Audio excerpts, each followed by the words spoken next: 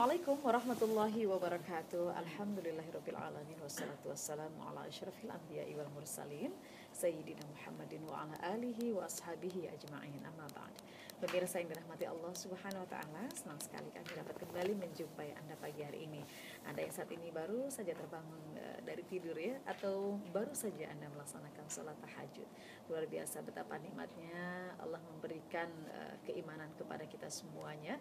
Betapa nikmat kita berdekat-dekat dengan Allah, betapa nikmatnya kita bersandar kepada Allah, karena dialah tempat bersandar yang paling utama. Ya pemirsa, ketika syahadat kita kuat, maka kuat pula kita melaksanakan amal-amal ibadah lainnya. Tetapi ternyata tidak semua manusia memahami tentang makna syahadat itu sendiri. Ada berbagai macam persyaratan syahadat kita diterima oleh Allah Subhanahu wa taala.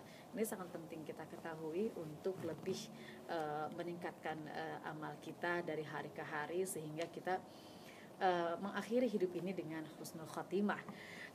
Tentu Islam bukan agama angan-angan, tetapi Islam adalah agama yang pasti, yang memberikan jalan kepada manusia dari mulai kita lahir sampai kemudian kita ditentukan surga kah atau neraka kah. Nah, ini penting kita bahas bersama narasumber kita, yaitu Ustadz Haji Abdul Latif Khan, tentang apa saja persyaratan yang harus kita ikuti agar syahadat kita diterima oleh Allah SWT. Assalamualaikum warahmatullahi wabarakatuh, Ustaz Latif Khan. Waalaikumsalam warahmatullahi wabarakatuh. Sudah kesekian episode kita bicara tentang syahadat. Memang ini merupakan sebuah dasar ya, fondasi untuk menguatkan menguatkan kita bahwa kita memang muslim sejati gitu Ustaz ya. Kemarin ada beberapa persyaratan yang Ustaz ungkapkan, tetapi baru 2 nih yang kita tahu, yaitu tentang ilmu. Ilmu ini pun selain ilmu akidah tentu banyak sekali ilmu-ilmu yang harus kita namun sayang sekali tidak mungkin kita bahas sudah di mata air yang juga punya keterbatasan waktu. Kemudian kemarin Ustadz sampaikan juga persyaratannya lain adalah yakin. Dan ini wilayah yang memang Allah punya hak prerogatif Allah ke dalam hati kita Ustadz ya. Dan yang ketiga ini Ustadz, ikhlas. Nah mungkin Ustadz bisa jelaskan kepada kita. Tapi saya boleh minta izin, saya belum selesaikan masuk ke ikhlas ya. Kita karena nanti yang perlu saya teringat untuk mengatakan bahwa yakin ini kan ada 3 marhalah, 3 tahap. Ainul yakin, nurul yakin, ainul yakin, haqqul yakin. Jadi marhalahnya diawali dengan nurul yakin, ainul yakin, haqqul yakin. Ya. Jadi seperti sales menjual satu produk makanan. Meyakinkannya luar biasa caranya. Tanya, Anda udah pernah coba? Belum, Pak. Bagaimana kita bisa terima orang yang tidak pernah mencoba apa yang dia jual itu? Ya. Tapi kalau orang meminta pembuktian, Ustaz, apakah Anda sudah merasakan apa kata Quran itu? Apakah Anda sudah bisa merasakan apa kata hadis itu? Maka pada posisi ini orang ingin meyakini apa kata Quran dan kata hadis itu dengan meminta pembuktian yang sudah saya rasakan. Itu yang berulang saya katakan di episode-episode sebelumnya, bahwa setelah meyakini maka kita membutuhkan pembuktian. Ya. Nurul yakin itu semacam ilmu yakin, semacam pengetahuan tentang keyakinan, yang dia membutuhkan pembuktian sehingga kita bisa menyaksikan pada apa-apa yang membuat keyakinan itu bertambah. Saya mengatakan kepada orang yang tidak pernah ke Mekah bahwa sebenarnya sekarang walaupun situasi di Mekah itu pembangunannya sedang berlangsung dan sering kita dengar gedak-gedok atau debu dan macam-macam, tapi tidak mengurangi nikmatnya beribadah. Itu kata saya kepada orang yang tidak pernah ke Mekah. Lantas orang yang tidak pernah ke Mekah itu mungkin akan membayang-bayangkan seperti apa yang saya sampaikan sama dia. Dan dia hanya berada di ruang bayang-bayang. Tapi dia hanya bisa karena berawal dari ilmu yakin, bahwa dia menerima memang ada satu negeri bernama Mekah, yang di Mekah itu ada satu tempat yang dikenal sebagai tanah haram, yang tanah haram ini di dalamnya ada tempat yang paling mulia di muka bumi, yaitu Masjidil Haram. Nah, cukup sampai di situ ilmunya. Untuk bisa memberikan keyakinan kepadanya, saya memberikan gambar-gambar bahwa inilah Makkah, inilah Masjidil Haram, inilah Mas'a, inilah tempat tawaf dan macam-macam semua saya sampaikan. Akhirnya menguatkan keyakinan dia karena dia sudah sampai pada tingkat ainul yakin. Dia sudah melihat demonstrasi-demonstrasi dalam bentuk pembuktian yang diberikan oleh orang yang menceritakan tentang Mekah kepada dia. Satu waktu dia berangkat ke Tanah Suci, maka dia sudah bisa merasakan apa yang pernah disampaikan orang. Sehingga kalau ditanya bagaimana, pingin pulang balik.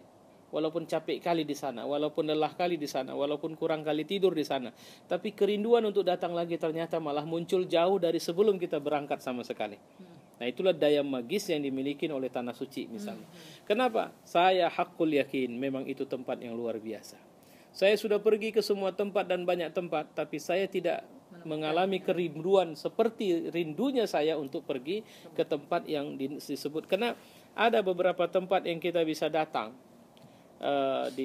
dari agama-agama lain, tapi mereka memiliki keterbatasan karena mereka sepenuhnya hanya datang pada posisi yang diatur oleh oleh penjaga-penjaga di sana. Kemudian mereka pun tidak bisa leluasa ke semua tempat yang mereka mau. Tapi Mekah di mana tidak ada sebenarnya yang boleh mengaturnya kecuali Allah, dalam hal ini tanah haram. Allah telah menetapkan semua peraturan yang siapapun pemimpin Saudi itu harus bisa mengikut peraturannya Allah Subhanahu wa taala dalam melakukan ketentuan di sana, dan semua orang mendapat pelayanan yang sama dalam ibadah dan macam-macam. Nah, ini contoh ketika sampai hakul yakin. Suasana hakul yakin inilah yang membuat seorang tidak goyang ketika dia berhadap dengan benturan-benturan besar dalam hidupnya. Kenapa? Karena kalau bahasa Quran, innamal mu'minuna alladzina amanu billahi wa rasulihi tsumma lam yartabu wajahadu, dan adanya upaya sungguh-sungguh terus-menerus, kalau sering diartikan bebas, dan mereka berjihad bi amwalihim wa anfusihim fi sabilillah. Jadi fi sabilillah mereka total, tidak ada yang mereka sisakan untuk mereka bergerak di jalan Allah Subhanahu wa taala. Karena mereka yakin bahwa ketika mereka bergerak di jalan Allah, maka tidak ada yang bisa menghentikan kebaikan yang akan Allah berikan kepada mereka. Tidak ada keraguan, misalnya dia berharap kali sesuatu dan ternyata tidak jadi, dia tidak pernah marah sama Allah. Karena dia punya nilai yang dianut di dalam dirinya bahwa tidak mungkin terhalang satu karunia kepadaku ketika Allah sudah menetapkan itu milikku. Iya. Tapi jika dia terhalang, itu pasti karena Allah tidak menetapkan dia milikku minimal pada saat ini. Iya. Jika memang aku sangat berkeinginan atas sesuatu itu, aku seharusnya minta sama dia. Dan aku akan terus mengetuk pintunya, karena aku berharap bisa memiliki itu untukku. Tidak ada yang aneh dalam pikiran ini. Kenapa? Karena penguasa dari waktu dan situasi yang tidak menentu itu adalah Allah Subhanahu wa taala. Ya, ini saya tertarik sekali ketika kita melakukan segala sesuatu itu fisabilillah. Kita anggap semua adalah fisabilillah. Kita ketika menyebut fisabilillah, sebenarnya saya yakin sekali semua pikiran kita ketika fisabilillah apa pemikirannya. Artinya kita tidak dengan cara begini saja, atau bekerja ya, siapapun bekerja tidak bisa mengatakan bahwa ini adalah fisabilillah. Padahal ketika kita berniat itu semua karena Allah, kan disebut fisabilillah. Nah, di zaman materialis seperti sekarang ini nih Ustadz, ini kan perlu kita munculkan ya Ustadz ya, jiwa mujahid fisabilillah itu Ustadz. Bagaimana memunculkannya di dunia, di era sekarang yang serba materialis gitu Ustadz? Jihad hakikatnya adalah riayah. Jadi begini, kita kemarin mengawali episode ini dengan cerita membangun rumah. Iya. Oke? Nah, ada dua cara merawat rumah ini bisa tegak dengan baik terus-menerus. Yang pertama dengan beribadah kepada Allah, dan kedua berjihad di jalan Allah. Nah, apa yang dimaksud dengan beribadah kepada Allah? Ingat, adanya pilar-pilar yang harus kita bangun. Jadi rumah ini membutuhkan pilar yang membuat dia tegak. Itulah ibadah. Apa yang membuat akhirnya rumah ini bisa terawat dengan serangan intervensi dari luar? Oke, kalau situasi panas, rumah ini terlalu besar, kayaknya kita butuh air conditioner. Dan air conditioner ini kelasnya harus seperti ini. Kedua, karena dia butuh daya yang cukup tinggi listrik, maka kemungkinan nanti ada badai, ada petir, jangan sampai membakar rumah kita, maka kita harus buat anti petir. Oke, karena rumah ini besar, tidak mungkin saja akan muncul perampok dan macam-macam, maka kita harus siapkan pagar-pagar di sekelilingnya. Pagar juga tidak boleh terbuka, kelas tingginya harus diatur sekian, dengan pintu yang tertutup baik, dengan sistem CCTV dan sebagainya. Itulah yang dimaksud dengan jihad fisabilillah. Jihad adalah gerakan yang memang secara sadar dianjurkan oleh Allah untuk dan kita lakukan untuk menjaga aman syariat, untuk menjaga aman semua fungsi-fungsi ibadah yang berlangsung dalam Islam dari intervensi orang yang merusaknya. Sehingga hakikat jihad sebenarnya kalau berhadapan dengan faktor eksternal yang ingin merusaknya itu defensif. Tapi tidak sekali dua kita harus ofensif. Karena bukan tidak mungkin ada orang bangun rumah di seberang sana yang jauh lebih besar dari kita yang kita tahu kualitasnya kualitas KW. Ya, lantas kemudian orang-orang di rumah kita akan mencoba untuk datang ke sana karena di sana ada diskon, double diskon, triple diskon dan macam-macam diskon dia buat sehingga terpesona untuk datang ke sana gitu. Maka di sini butuh proteksi terhadap umat dalam bentuk jihad. Nah, proteksi ini supaya tidak ada umat yang terpesona dengan apa? Karena apa ya, sebelum lebih jauh jangan terkesan saya terlalu ekstrim menjelaskannya. Proteksi ini karena memang ada potensi liar dalam diri manusia, itu nafsu. Nafsu ini dia dalilnya cuma satu, pokoknya enak. Aku nggak peduli itu boleh atau enggak. Pokoknya sedap, aku tak peduli itu halal atau haram. Yang penting enak. Itu teori nafsu. Ketika ada penawaran-penawaran di luar sana yang menggiurkan syahwat itu, maka dia tidak peduli lagi, dia bisa. Ini kenapa? Karena lemahnya akar tadi itu. Ya, akar-akar akidah. Makanya jihad diperlukan. Dan pertanyaannya kemudian, siapa yang harus berjihad? Semua. Ya, semua umat kita. Islam. Makanya sering saya kalau menyatakan, hari ini di zaman sekarang ini sudah saatnya para duat harus punya akun-akun sosial media. Tidak bisa tidak. Dan saya sedang gandrung-gandrungnya untuk ikut di satu akun sosial media yang ternyata bisa diolah jadi grup pengajian online. Begitu. Jadi bukan jualan online aja. Bukan jualan online, grup pengajian online. Iya, cuma memang unik. Saya punya jadwal seperti misalnya pada satu malam tertentu yang saya habis sholat saya duduk megang HP. Nanti moderator dari ujung sana sudah bilang, oke Ustadz, semua kita sudah ready nunggu nih. Oke, saya pun mulai ketakut-ketuk, mulai menyampaikan tausiah saya secara online, karena itu yang paling mudah. Kalau dia audio mungkin sulit dan macam-macam.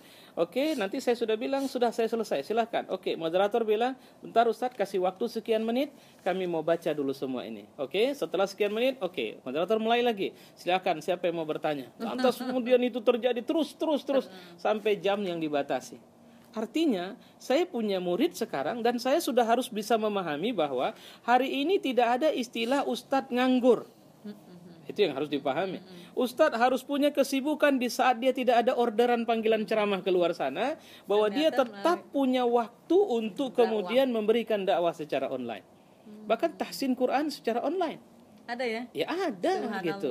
Jadi orang bisa nanti tinggal ngerekodkan suaranya, diperdengarkan. Ini online, live dia posisinya.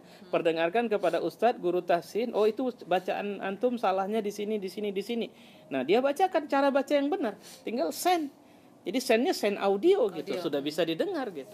Ya Allah, Allah membuka kemudahan yang luar biasa kepada kita sebenarnya. Jadi kita seperti menghadapi pisau yang kalau kita pegang secara benar menjadi hal yang bermanfaat ya. Betul. Karena kalau online ini pun orang bisa ada di mana-mana. Iya. Saya punya grup online yang di mana ada yang di Saudi, ada yang di beberapa negara, ada yang di Malaysia, sehingga kita tinggal ketemu, saling sapa dan sebagainya.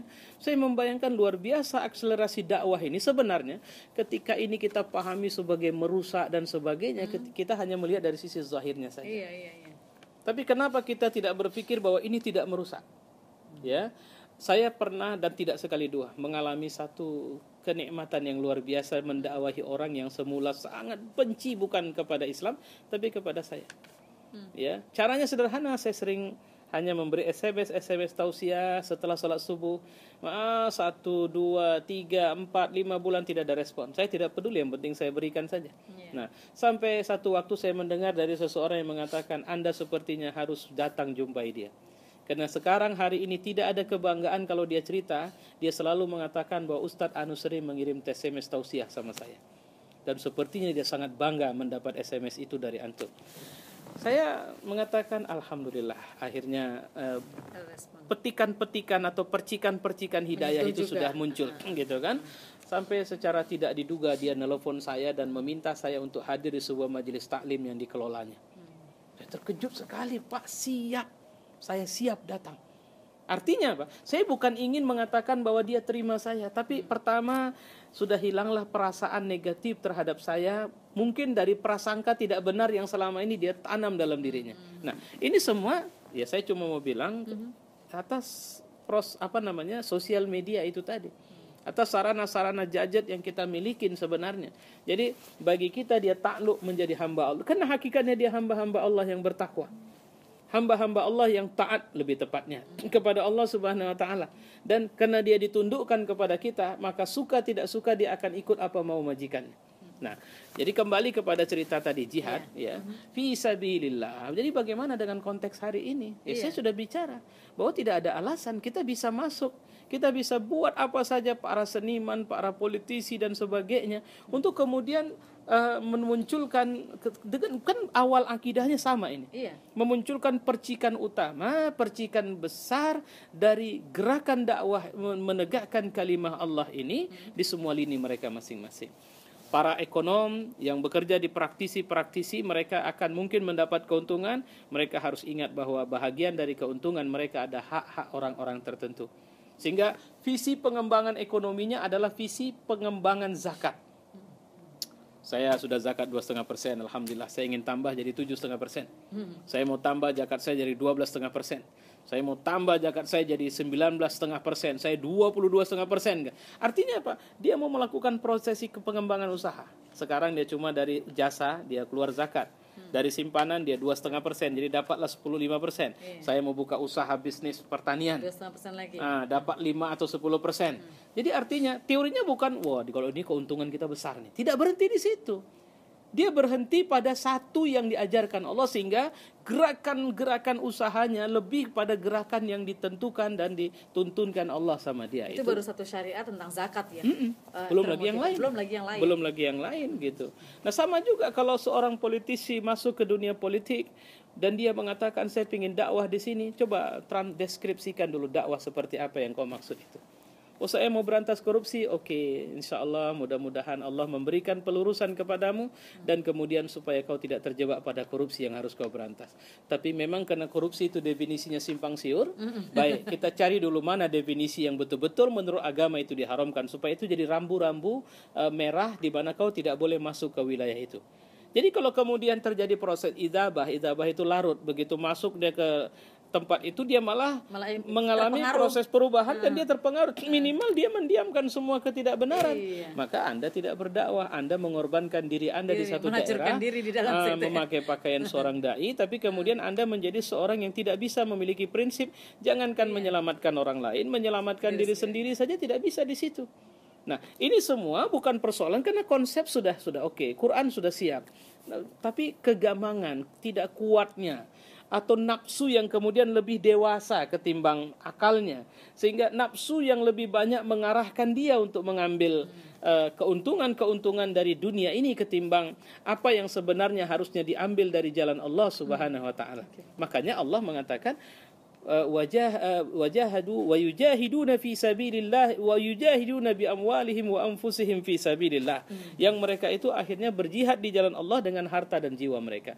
Kenapa Allah mendahulukan bi amwalihim? Karena manusia cenderung tidak lebih sayang kepada hartanya ketimbang dirinya. Cinta sekali pada harta. Jadi kalau kemudian ada orang ingin mengancam, maka orang serahkan hartamu, kalau enggak jiwamu melayang. Enggak apa-apa lah, udah ambil jiwaku aja, harta tinggal sama aku.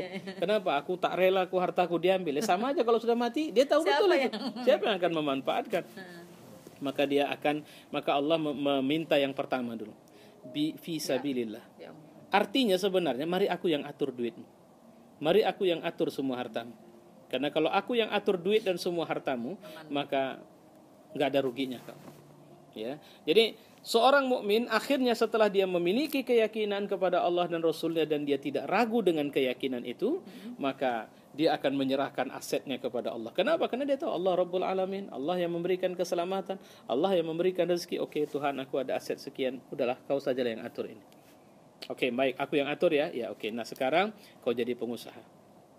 Kamu jadi pengusaha kecil-kecilan, besar-besaran, besar-besaran ya Allah. Oke, kenapa besar-besaran? Inilah yang dimaksud di wilayah tadi. Saya ingin sebahagian dari rezeki saya akan gunakan untuk dakwah.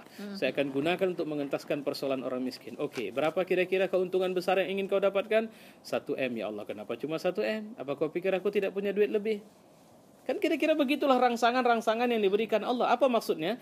Siapa-siapa yang memberikan pinjaman kepada Allah, pinjaman itu adalah pinjaman yang baik, maka Allah akan memberikan ganti kepadanya pinjaman atau keuntungan yang berkali-kali lipat. Tidak ada la syak, tidak ada keraguan. La raiba fi, tidak ada keraguan. Oke, ya Tuhan, ini aku pinjamkan ke jalan-Mu. Tapi Ini nggak bisa, ya aku tahu lah. Kau kan berusaha di sana kan. Ini kan keuntungannya kan. Supaya kau bisa tetap ngasih. Aku kan juga harus bantu kau. Nggak usah pun manusia, nggak usah pun Tuhan. Manusia pun paham itu kok. Udahlah aku bantu kau. Jadi jangan takut. Udah, pokoknya kau jalankan saja, kau kerjakan saja apa yang menjadi kewajibanmu. Nanti aku akan support usaha-usahamu. Ya Allah, itu kajian yang luar biasa itu. Jadi kalau sudah tingkat keyakinan, ini tingkat keyakinan yang sudah apa tuh kalau sudah kan ada Hakul yakin. hakul yakin. Sudah hakul Kalau yakin. sudah hakul yakin apapun mudah ya Ustadz Nggak ya. keganggu lagi dia Dan sudah. biasanya Ustadz ketika hakul yakin ini sudah ada, amal-amal ini nggak satu ya Ustadz ya. Timbul amal yang lain lagi, timbul Beranak terus. beranak Di antara terus ya. ciri sehatnya keyakinan kepada Allah, seorang itu akan mudah melakukan semua kesolehan di situasi yang paling sulit sekalipun. Dia tidak akan kehilangan kesanggupan untuk melakukan kesolehan itu di jalan Allah Subhanahu wa taala. Baginya malam hari terlalu sempit dan terlalu sedikit, karena waktu malam adalah waktu dia ketemu dengan apa yang selama ini dipujanya dalam sholatnya. Ya, Gitu. maka kita tidak tidak heran ketika para sahabat yang berinfak itu kan siapa?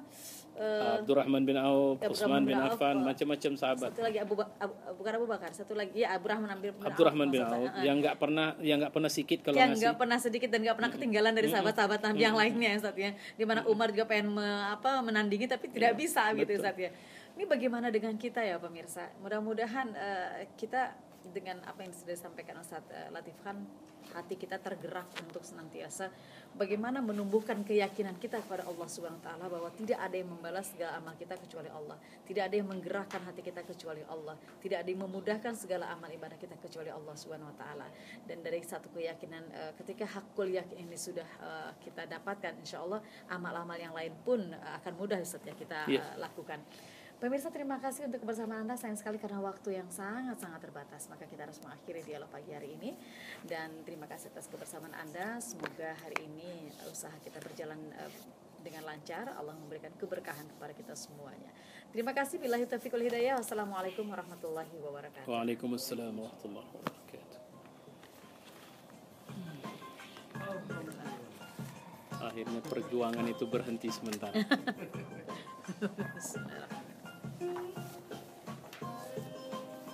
Tapi nggak melelahkan.